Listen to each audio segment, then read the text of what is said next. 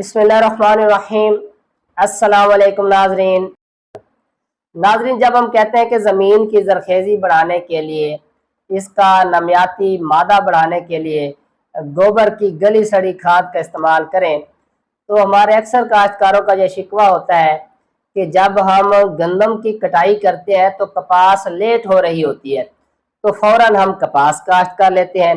जब कपास एंड होती है तो गंदम लेट हो रही होती है, तो फ़ौरन हम जो है वो गंदम काश्त कर लेते हैं। तो जो गोबर की खाद है वो अगर हमने डालनी हो तो कैसे डालें? पहली बात तो ये है कि अगर तो आपने गड्ढा खोदा हुआ है, उसके अंदर आप गोबर को डंप करते हैं, फिर उसके ऊपर आप मट्टी की हल्की सी तह लगा देते हैं, फिर एक दफ़ा फिर डंप करते हैं, फिर तह लगा देते हैं, यानी इसी तरह 5-6 लेयर्स आपकी लग जाती हैं और 2-2 3-3 महीने, अमूमन जो है वो गर्मियों में तो 45-50 दिन के अंदर आराम से तैयार हो जाती है, सर्दियों में 3-4 महीने भी ले जाती है। वो काले रंग का मादा बन जाता है, बिल्कुल गली सड़ी गोबर की खाद होती है।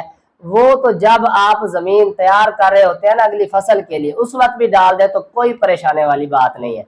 मसला दरअसल इसलिए बनता है कि हमारे अक्सर काश्तकार जो है वो जो उनका जानवरों का गोबर होता है वो ऐसे खुले में ढेरी की सूरत में रखते हैं, जिससे न्यूट्रिशन उसकी खत्म हो जाती है, खाली गोया बच जाता है।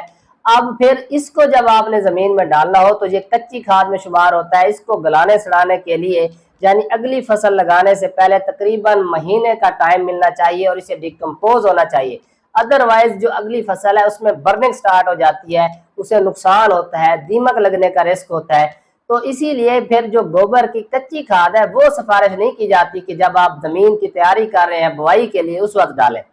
तो इस वक्त ये वीडियो बनाने का मकसद ही यही है कि हमारे वो काश्तकार जिनकी कॉटन अब टर्मिनेट हो चुकी है या खत्म होने वाली है, बिल्कुल मसलन अगर आप सितंबर के इसी 4-5 दिन जो अभी रहते हैं इसी दौरान आप गोबर की खाद जमीन में डाल सकते हैं, तो फिर आप नवंबर के पहले हफ्ते में गंदम काश्त कर सकते हैं।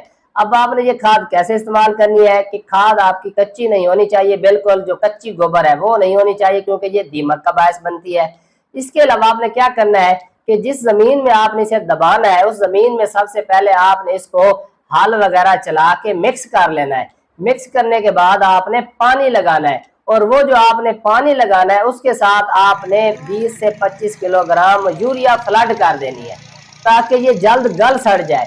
उसके बाद अगर पॉसिबल हो तो हफ्ते बाद आप एक दफ़ा फिर पानी लगा दें। उससे क्या होता है इसकी डिकम्पोजिशन बेहतरीन हो जाती है। फिर जो आपने रोनी वाला पानी लगाना है उस रोनी वाले पानी के साथ आपने कोशिश करनी है 1 से 1.5 लीटर जो लिक्विड फिप्रोनिल है वो फ्लड कर, ताकि जो हम दीमक का खतरा मोल लेते हैं वो भी हमारा डर खत्म हो जाए। जब आप फिप्रोनिल फ्लड कर देंगे इंशाल्लाह दीमक का इशू बाकी नहीं रहेगा। उसके बाद वक्त आने पर आप गंदम काश्त करें और मेरा आपको मशवरा है कि ऐसी गंदम में आप बीज को बायोजोट मैक्स लगाकर काश्त करें।